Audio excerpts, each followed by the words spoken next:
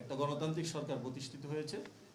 এই নতুন সরকারের আমলে প্রথম আমাদের পুলিশ উইক, এবং আপনারা জানেন পুলিশেরও যে আমাদের একটা বিশৃঙ্খল অবস্থা ছিল সেটা অনেকাংশে আমরা গুছিয়ে আনতে সক্ষম হয়েছি।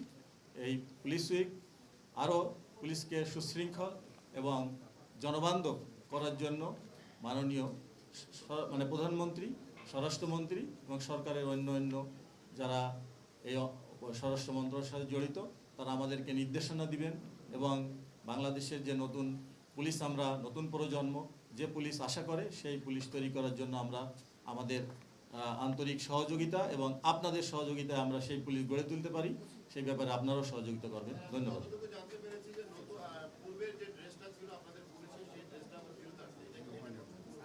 অ্যাকচুয়ালি এটা পূর্বের ড্রেস বলা যাবে না, একটু চেঞ্জ আছে। এগুলো আপনি আমাদের মাননীয় স্বরাষ্ট্রমন্ত্রী মহোদয় এটা অ্যাপ্রুভাল হলে আপনাদেরকে সঠিকভাবে ব্রিফিং করবেন। ধন্যবাদ।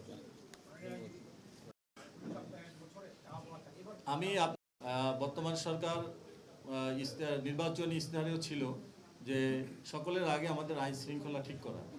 আমরা পুলিশের যে দাবি দেওয়ার আগেই এখন কিন্তু আমাদের সরকার খুবই আমাদের প্রতি আন্তরিক সহানুভূতিশীল, কারণ দেশের জনগণের নিরাপদ বসবাসের জন্য আমরা পুলিশের যে দাবি দেওয়া ছিল অচিরেই তারা আমাদেরকে দিচ্ছেন।